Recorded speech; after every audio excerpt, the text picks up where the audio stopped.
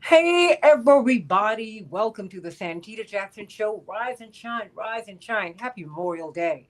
I hope that you are having a wonderful, wonderful holiday weekend. And we're going to talk about Memorial Day and what the origins are. Did you know that it was a holiday created by African Americans, by newly freed African Americans? Hey, Bernadette, sending you so much love, everybody. Please like and share, like and share. Meet me on Blue Sky. Blue Sky, santitajackson.bsky.social. On Facebook, the Santita Jackson and Friends page. That's where so many of you are. But meet Bernadette over on the Santita Jackson Show YouTube channel. Like and subscribe there, and please join her there. And everybody, thumbs up, thumbs up, thumbs up. I need you to help me with the algorithm. Otherwise, they suppress the show. So please, thumbs up, like the show, like the show, like the show, as we talk about Ukraine at first. We got a lot to talk about today. A lot to talk about. I'm going to be doing 3 hours of shows today. Two, you'll hear today. One, you'll hear the next day. As we are looking at the fifth anniversary of George Floyd. We'll be talking about that in the next hour. The consent decrees, the oversight of police. The Trump administration are ending those consent decrees in Minneapolis, St. Paul, and in Louisville, where the police killed Breonna Taylor. And we need to talk about that. Does this give police permission to run amok? But let's talk about Ukraine. President Trump said, I'm going to be able to end this in 24 hours. I thought that was hyperbole. But he did say, if I'd been in office, this would not have happened. And that might have been true. Very well could have been true because he had another position on Ukraine. Let's be honest. We have lost so much money. When I say lost money, yeah, money that we do not have. We are looking at a $36 trillion deficit, everybody. And you keep hearing the lawmakers say, look, we've got to do these cuts because we're looking at insolvency. I want you to keep that in mind. Listen to everything that everybody is saying, whether you voted for them or not, whether they're on your side of the aisle or not. All of these wars that we're spending all of this money on are bankrupting the country.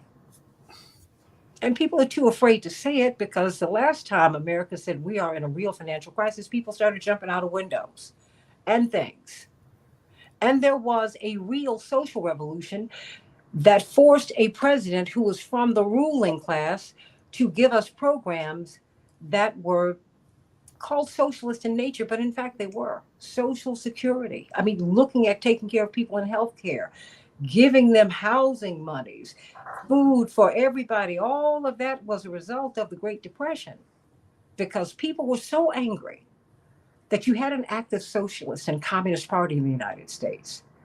And you had FDR, who had to rule the country as a populist. Think about that. That's kind of where we are right now. But the optics have changed. In the meantime, we're looking at Ukraine and we're trying to figure out what's happening here. We're trying to figure out what's happening here. So I want you to meet me on also at Santita J. I was talking with Dr. David Gibbs, who's part of the family here on this show, of course. Oh, you've got to get his book, everybody. What's the name of that book? I know every time I say it, you smile. Revolt of the Rich, How the Politics of the 1970s Widened America's Class Divide.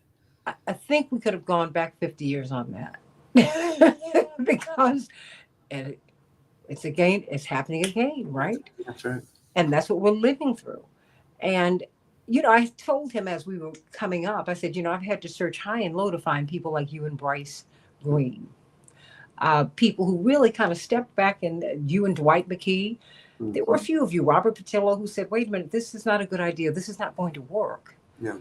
And most of us don't even know where Ukraine is. Most of us don't even know that it has always been a Russian territory.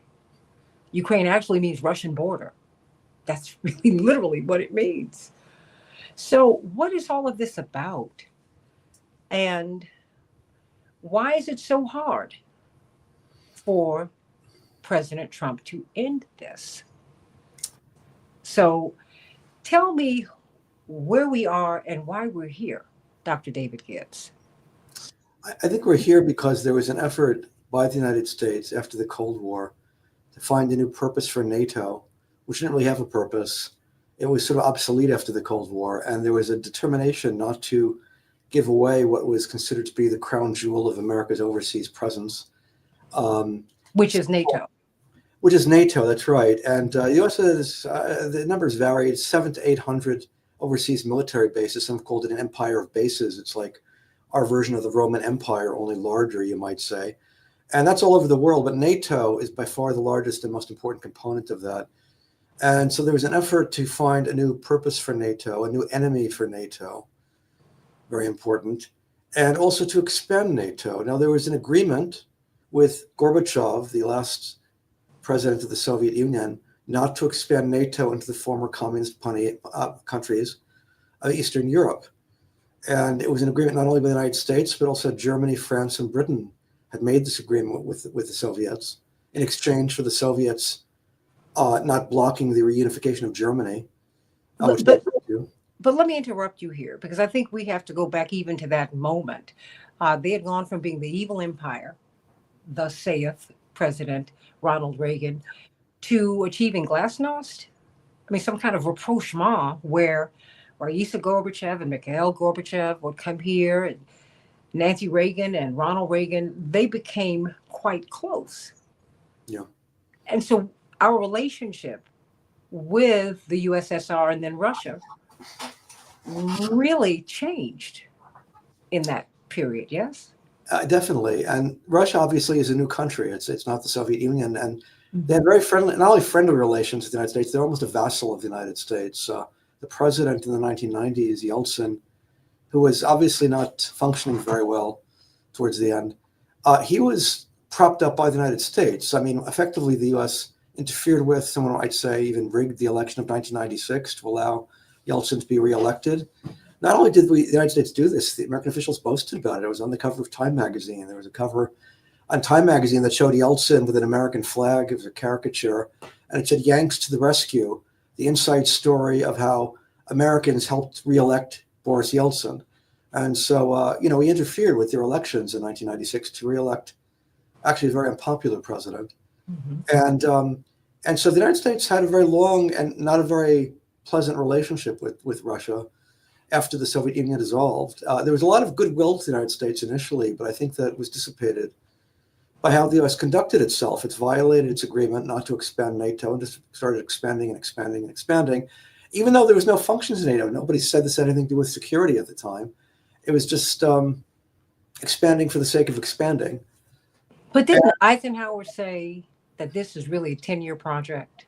Yes, he did. And he obviously, one of the problems you do have, I'm not a libertarian at all, I'm on the other side of that, but the libertarians, I think, are right, that once you establish an institution, it's very hard to put it out of business because you get vested interests surrounding it. In this case, arms producers and the U.S. foreign military, the military-industrial complex. Eisenhower, of course, also coined that phrase as well, which made it very difficult to scale back NATO. NATO should have gone out of business after 1990. The Soviet counterpart to it, the Warsaw Treaty Pact, dissolved in 1990. NATO should have dissolved too, but it just kept going for no reason except that it was there, and it expanded. And the expansion of NATO is why we have a war in Ukraine.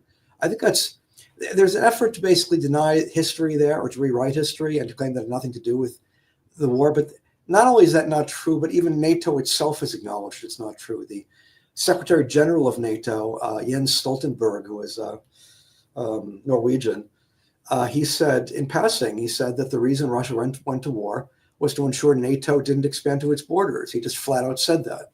And it's obviously true. Anybody who looks at the historical record can see that was Russia's main motive, virtually its only motive. That's not true. They're also concerned about the rights of Russian speakers in eastern Ukraine. That's another story. But the main one was NATO was expanding to their borders. And they were very concerned about the security of their borders, especially since the relations with the United States were becoming much more tense. There was a fear the U.S. would put missiles into Ukraine if Ukraine were to become part of NATO. There would be obviously NATO bases in Ukraine and the possibility of hypersonic missiles. The U.S. doesn't have hypersonic missiles, but it's developing them. Could be put in Ukraine. Let me say, I think Russia should probably have just swallowed hard and accepted this, not gone to war because hundreds of thousands of people have died. I'm of the view that it's very rare that wars have positive outcomes. There have been a few. Our own civil war, for example, did have a positive outcome, but that's very rare. But Most we haven't gotten over that. No, we haven't. But obviously, I think most would say Yeah. that it's better that we had the war and Yeah. that the North won the war than the opposite. But that's rarely the case. Most of the time, wars produce nothing but death and destruction, and usually make whatever situation started worse than the past. U.S. has repeatedly gone to war. All the wars the U.S. have fought since the end of the Cold War have been disasters. Iraq, Afghanistan, the overthrow of Gaddafi in Libya. Just all the interventions we've done have been disasters. And so I think that Putin should have looked at that record and said it's better to accept a public humiliation, which is what Russia would have had to do here, and to accept some weakening of Russia's long-term security than to actually invade. That's my view. But the fact is, countries don't work that way. And the counterfactual is, what would the US do if Russia or China were to put bases in Mexico? And everybody knows what the US would do. All right. The US unquestionably would not allow it. And yes, the US would definitely go to war if it couldn't remove the bases any other way. Right.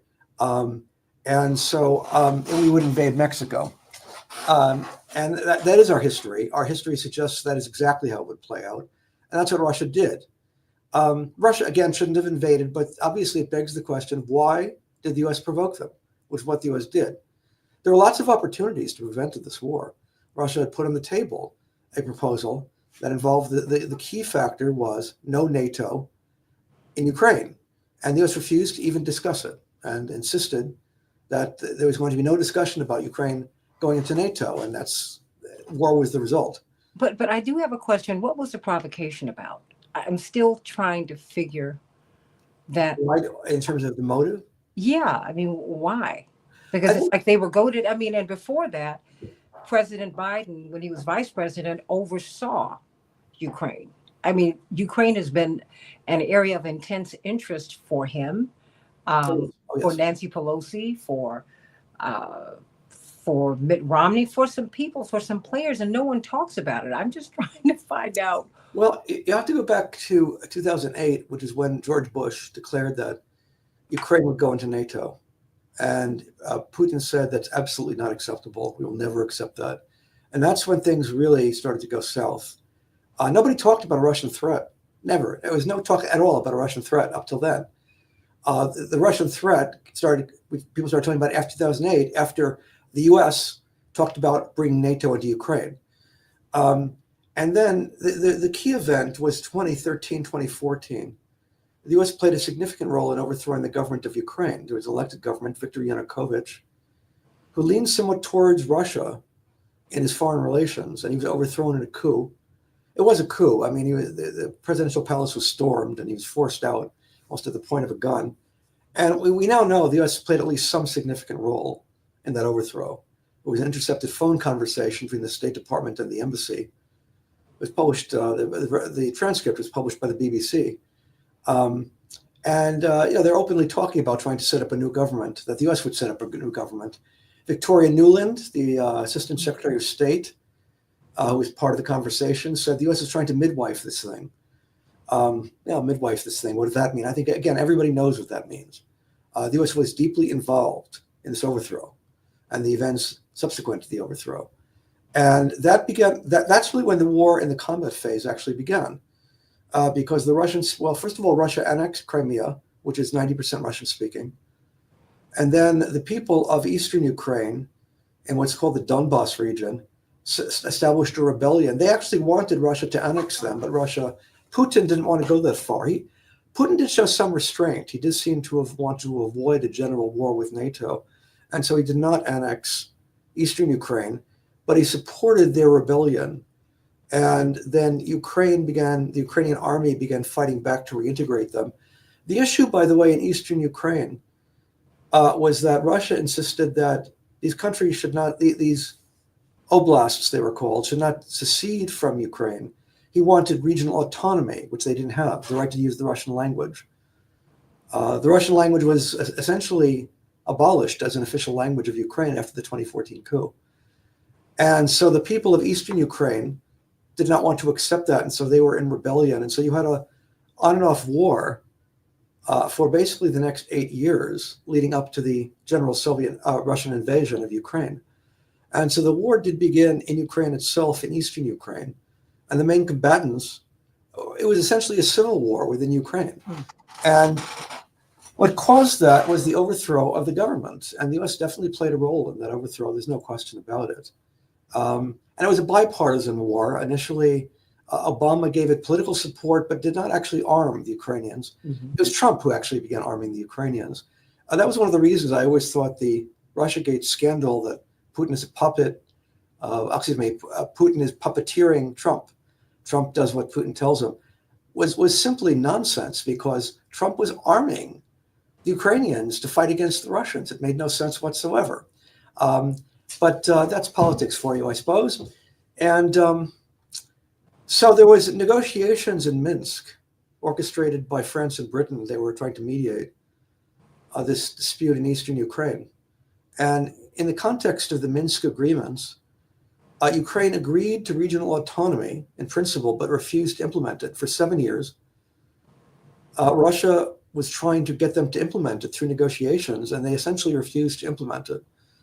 And we now know what happened behind the scenes, which is that the former Chancellor of Germany, Angela Merkel, had said that the main purpose of the Minsk negotiations was to stall for time, to allow Ukraine to train its army and to acquire weapons. And when Merkel said that, she said that after the Russian invasion, I thought she must be exaggerating. I didn't think Germany was doing that. But then the former president of France, François Hollande, said exactly the same thing. And so there's really can't be any question that these negotiations would be conducted with a measure of bad faith. And they were an effort to stall for time and to allow Ukraine to arm and to train. And so this, again, there were opportunities for stopping this war before it began. And after the war began, there were negotiations in Istanbul, which involved no neutrality. A neutrality for Ukraine, no NATO, involved regional autonomy for the Donbass. And Ukraine was ready to agree to this. And the Russians were going to withdraw. And Britain went, the British Prime Minister, Boris Johnson, went to Kiev and basically demanded that Zelensky cease the negotiations. He certainly did it with American support. And the negotiations collapsed. And so he had 3 years of war. That's where we are now. There was opportunity after opportunity after opportunity to settle this diplomatically. And the US and its allies, led by Britain, just flat out refused. And so that's really disturbing. Let's just put it that way. It's a very disturbing historical record, in my view. And I think the purpose here is that American officials believed that through sanctions, they could essentially undermine the Russian economy, get the public to overthrow Putin and stall a sort of vassal regime in Russia, and possibly break Russia up into pieces. That was openly being discussed as an objective. The term that was used, Biden said it himself, we wanted to turn the ruble into rubble. That was the plan. But why? I'm trying to figure out what's the axe to grind. There's such an axe to grind with Russia. Why do they hate Russia so much?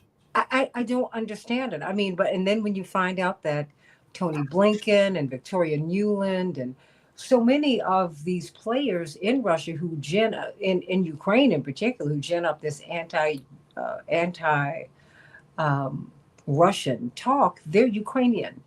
They're actually descendants of Ukraine. So I can't help but think that they have some ancestral disagreement or beef. I mean, well, Ukraine. I'm sorry.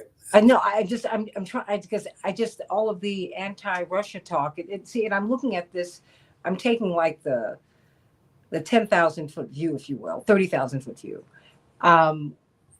When you and I talked about this initially, I said African nations are not going to sign on to this because they have a different relationship with You're Russia. absolutely right.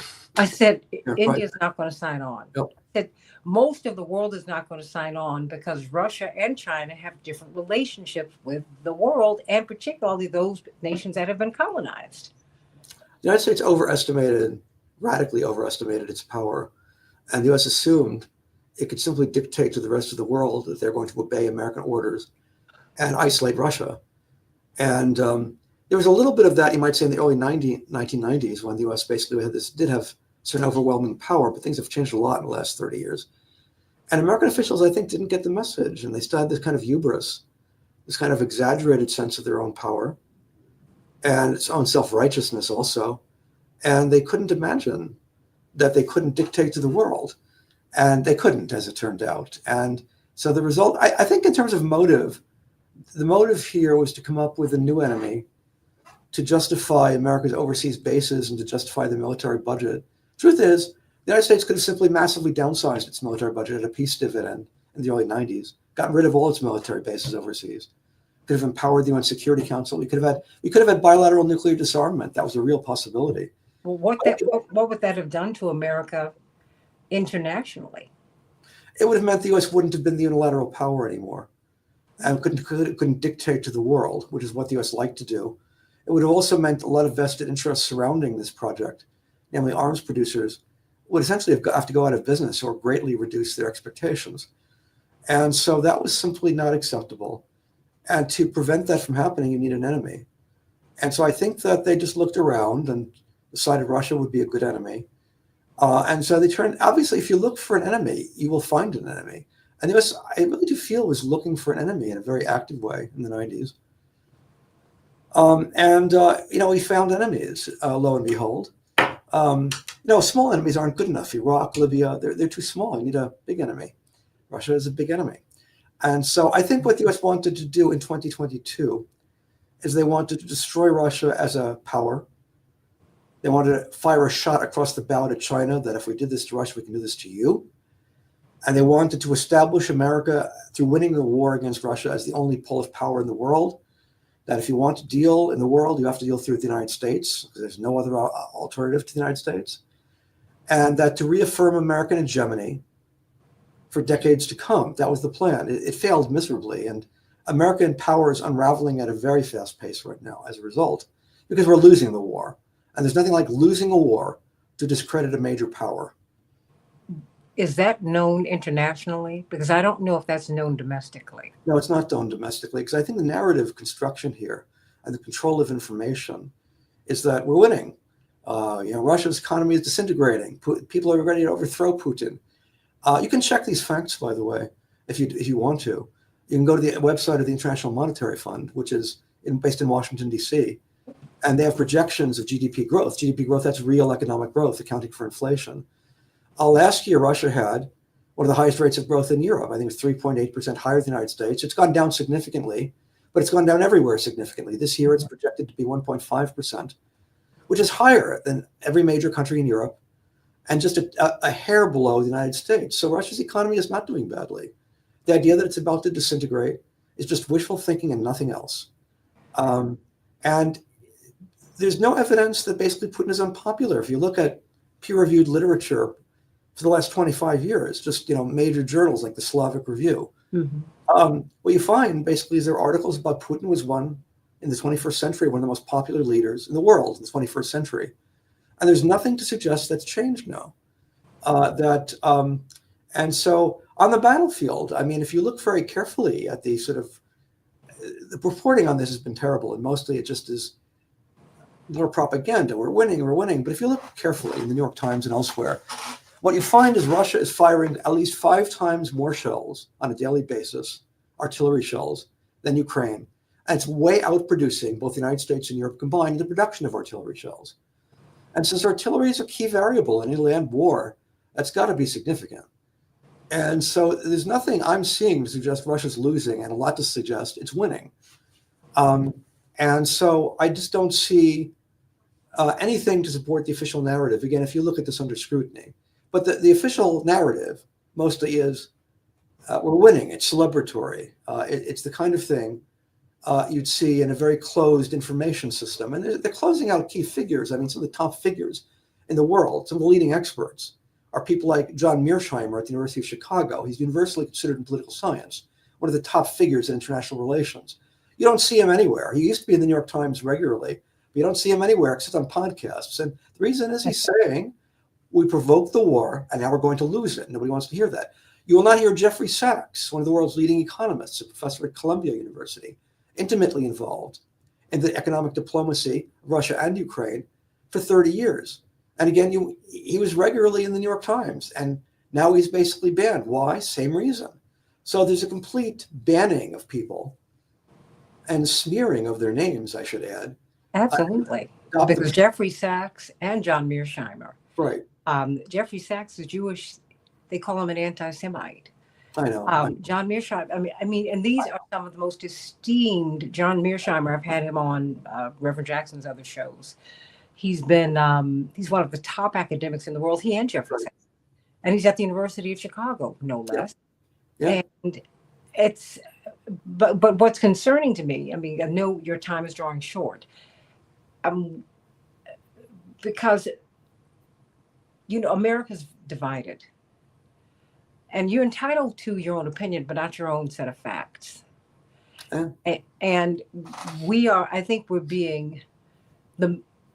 not being told the truth, bottom line. No. And, even when they give you images of Russia, it's always from the Kremlin, which is this historical building that's beautiful. You have no idea that Moscow is one of the most modern cities in the world. I mean, it is absolutely beautiful. And when people come to the United States, they see us crumbling.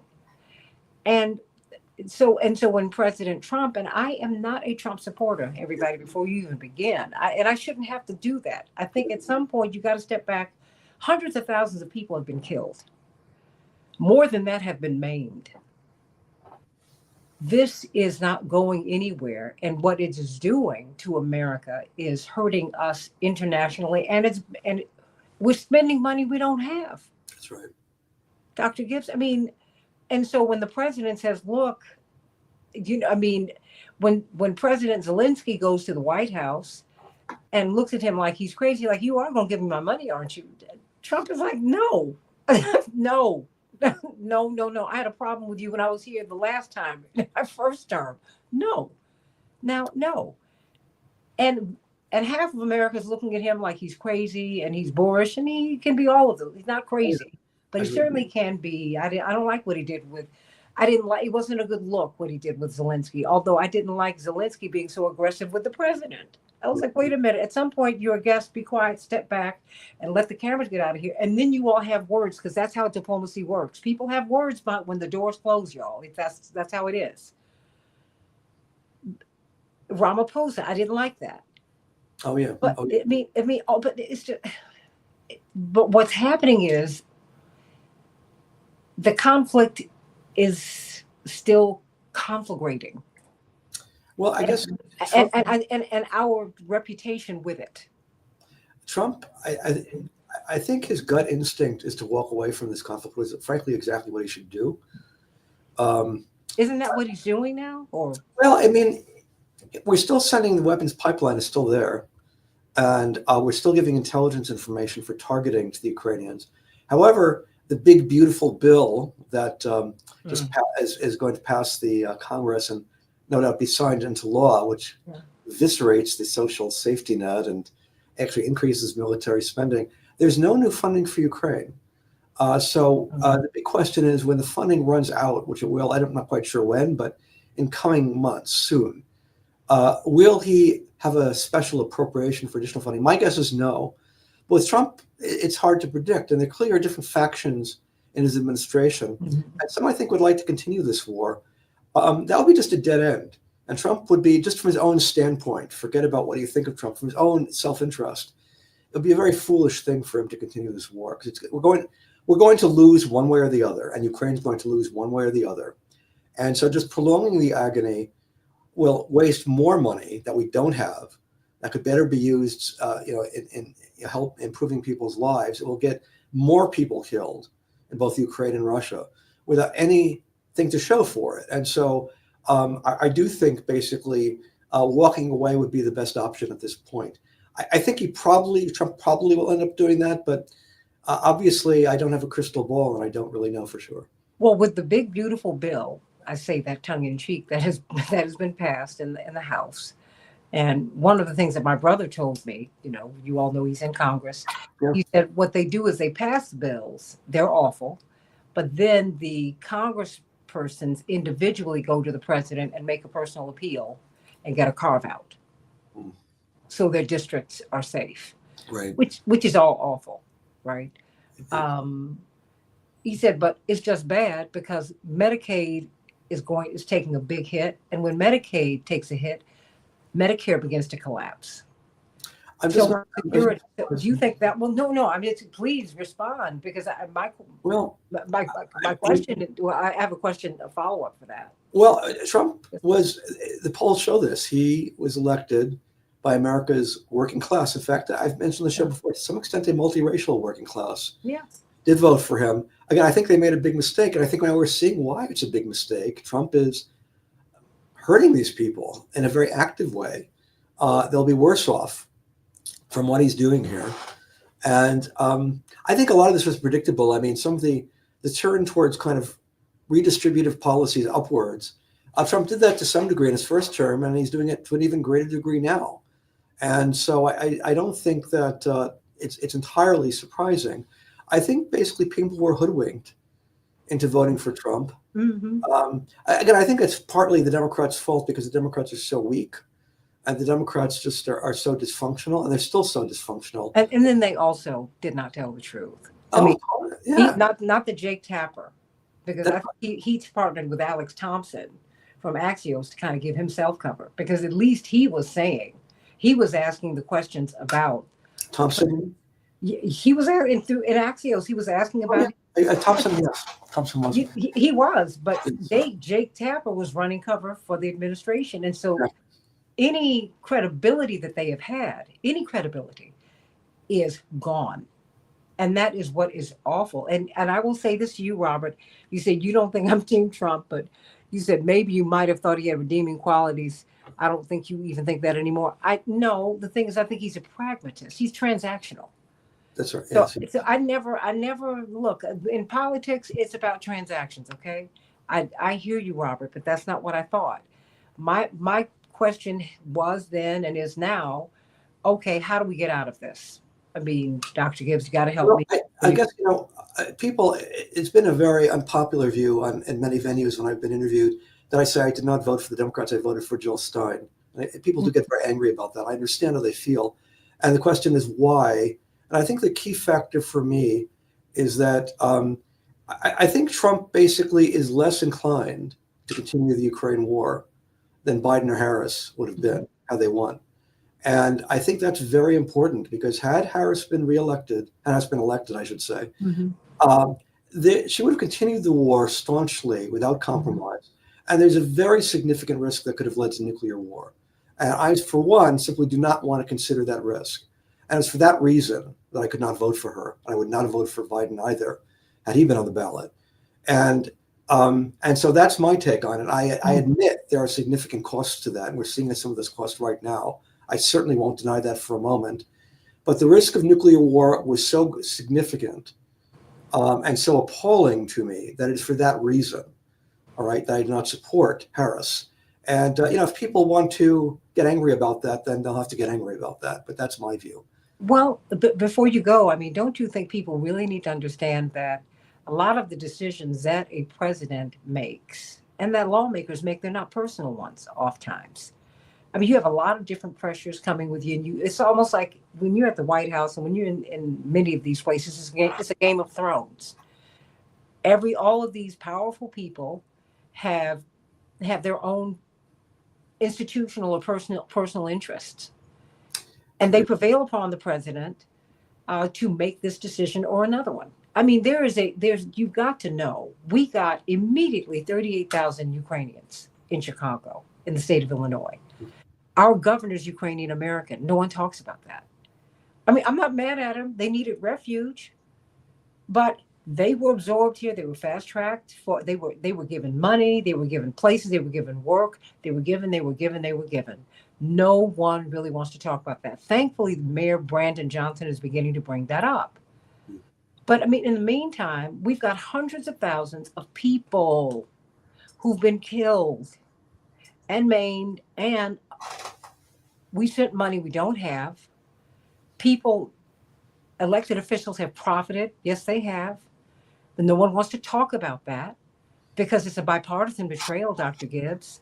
It is a bipartisan betrayal. Yes, that's And right. so, just before you go, where do we go from here? Because I just, honestly, I think what America needs is an authentic peace movement. Something we haven't had for a long time. mm, I think the left has become very quiet on this issue, and I find that disturbing.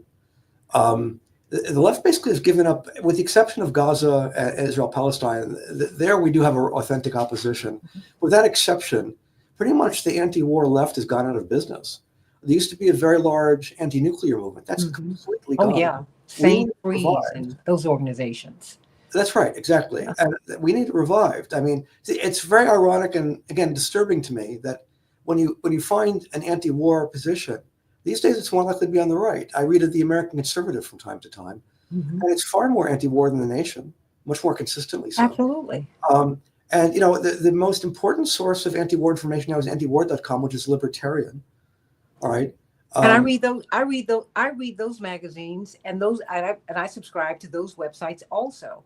Number one, I want to get different points of view. right. But when I read Reason, Yeah. when I read the American Conservative, and I read all of that, Good. and when I look at Breitbart, when I look at all of these different, when I listen to Tucker Carlson, they are resonating with me more deeply. Yes, and I'm saying it, um, than Democrats are, because I get shouted down in Democratic circles when I say, "Hey, what are we doing in Ukraine?" I've taken career hits, everybody, and I just the we're not winning on so many levels, Dr. Gibbs.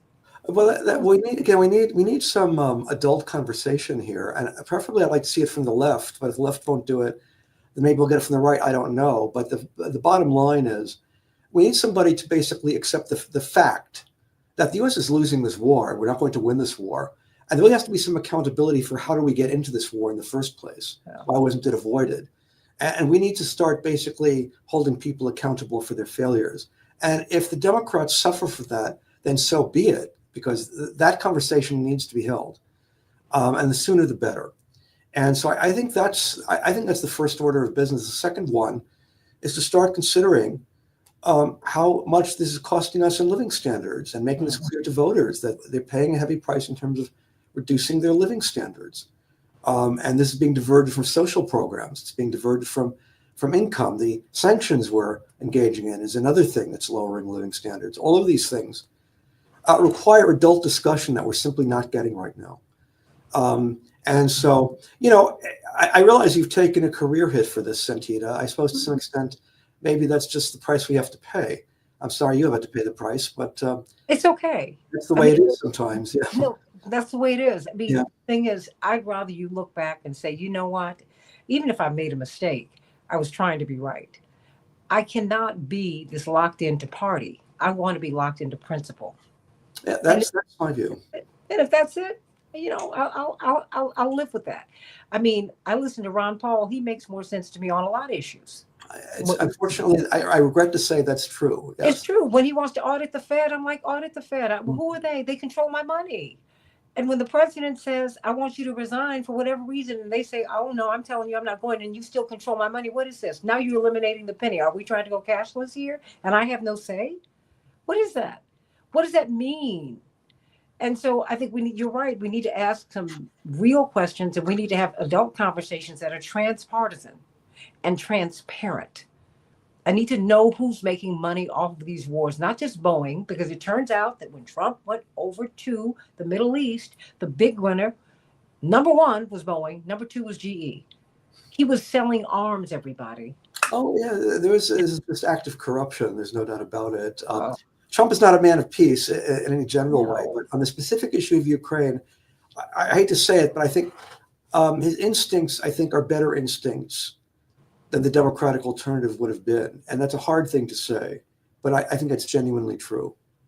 It's a hard thing to hear, but Yeah. I know you're leaving. I hope that you have a wonderful Memorial Day. Is there anything you'd like to add before you do go? Everybody get the book, Revolt of the Rich. It will explain where we are, how we got to where we are, and quite honestly, where we're going. Your final words. Well, it's Memorial Day, and people should think of not only um, of the men and women who died in war and basically the human cost that was paid, which would be a first order of business, but also the failures of policymakers who've made many of these wars possible and to hold them accountable for their failures. We should think of that in Memorial Day as well. And thank you very much, Santita, and you have a good Memorial Day too. Bye-bye. Much love and many blessings to you. Thank you. Bye. Thank you so much. Hey, everybody, you know what? It's just going to be me and you for a minute. And I want to talk with you about my Memorial Day. And I want to read through some of your comments. Let me go to this. Let me see what you said, Robert. You said, did y'all see that bonkers off his rockers West Point commencement address? Yes, and his the crazed rambling about things that didn't have anything to do with that commencement and didn't stick around to shake the cadets' hands because he wanted to rush back to one of his golf courses.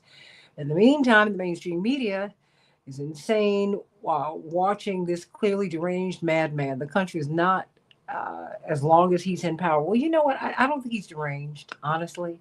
I really, really don't. Um, I think that we have the quiet part is being said out loud.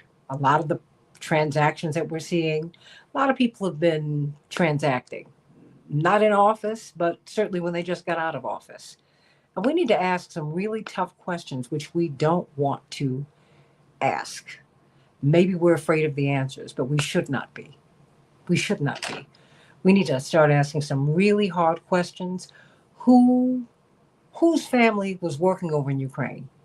A lot of our top lawmakers have had relatives who've been on the boards of these corporations, these energy corporations over there. You need to ask. We need to ask, okay, because maybe that's helped to shape our policy over there, and it has. We have to begin asking some really hard questions. And you know what? I hear you, Bernadette. You said that red hat got you. I'm like, really? Are you going to wear a MAGA hat at West Point? What? Yeah, I thought that was highly inappropriate. That having been said, I think it's inappropriate for us to think that we are promoting peace when we are promoting war all around the world. And we're going to have to begin to start listening to a whole range of voices. And you're going to hear a lot of more different voices, I promise you, on this show, so that we can begin to tease all of this out. And speaking of getting to the truth, I want to talk to you about Memorial Day. It's funny, I was picking up some food yesterday, and every time I share this with someone, every time I share this bit of information with someone, they're always shocked. And I went to an establishment, and they have a wonderful soup that I absolutely love. It's navy bean soup, which I love, love, love, love, love. And I can tell it's a black recipe because it's very much like something uh, that a woman who helped to raise me used to make. She used to make it on really cold days, and it was wonderful. And as I was leaving, I said, Happy Memorial Day to the cashier. And she said, Oh, I hope you have a wonderful one. And I said, by the way, as I was heading out the door and I turned around, I said, Did you know that this holiday was created by African Americans? And she stopped. She was moving toward another task, and she turned around and she said, Really? And it's amazing when I share this with African Americans, with Black people, and quite frankly, with anyone, but Black people in particular. Black people have never been given the true credit for all the things that we do. And we've been so pushed down that when we hear something positive about ourselves, we stop. We stop. And I understand that. I said, yes, newly freed African Americans were in Charleston, South Carolina in 1865. The city had almost been completely destroyed because of the Civil War. And whites fled the city, and the people who were left in Charleston mainly were Black people and some white missionaries, white church folk. That was it. Charleston was an absolutely Black city, Black town, which had been destroyed by the Civil War. And it turns out that the Union soldiers had been dumped without honor in mass graves. You have to understand, for soldiers to be dumped in mass graves is a profound insult. Did anyone see the movie Glory?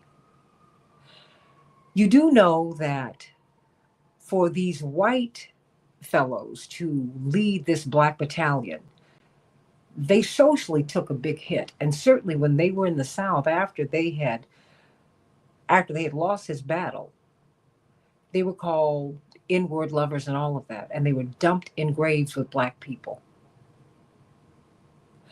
To think of this, Goodman, Schwerner, and Cheney 100 years later could not be buried in the same cemetery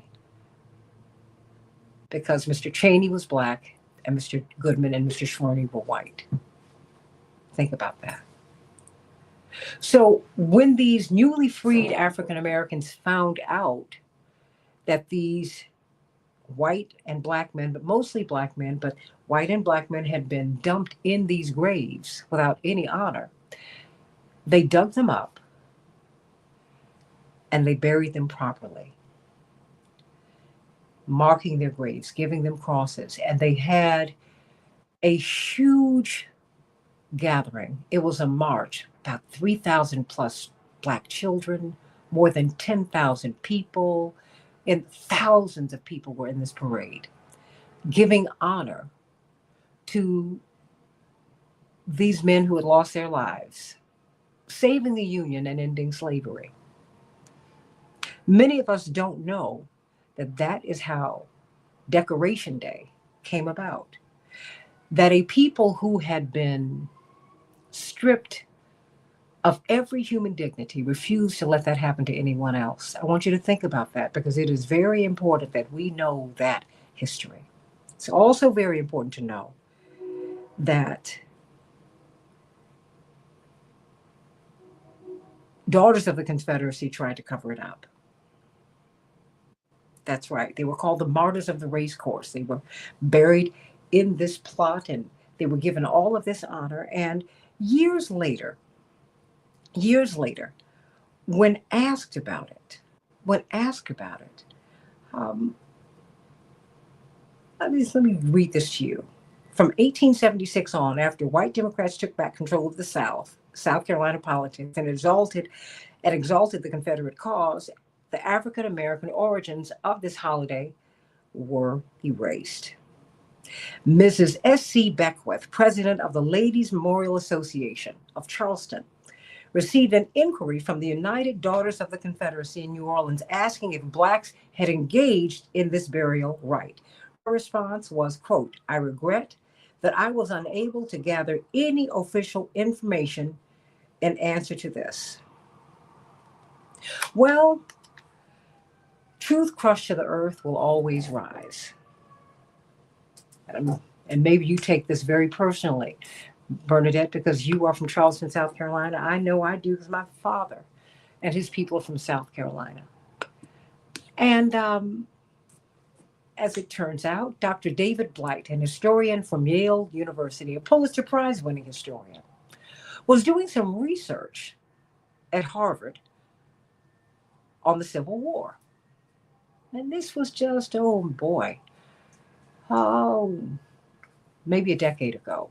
And as he's doing his research, as he's digging and digging and digging and digging, he found out, shockingly, that this holiday was created by newly freed black people.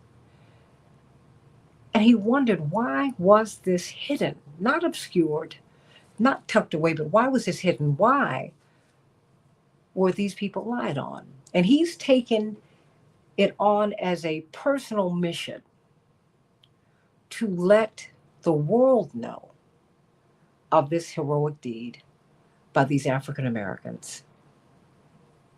Dr. David Blight, Yale University historian. Just looking for one thing, he found out something else, and it shifted his mission. He said, wow, wait a minute. You mean to tell me in all of my learning, he's a PhD, a Yale University historian. He's at Harvard. And of course, this information is tucked at Harvard. Has Harvard bothered to share this information? No. But UNC Chapel Hill didn't bother to let you know that Carolyn Bryant didn't tell the truth about Emmett Till, which led to his lynching, to the degradation of that boy. People tell a lot of lies, a lot of lies. And it seems that a lot of the people who have been buried in history, well, they're being risen, they're being brought up out of the grave.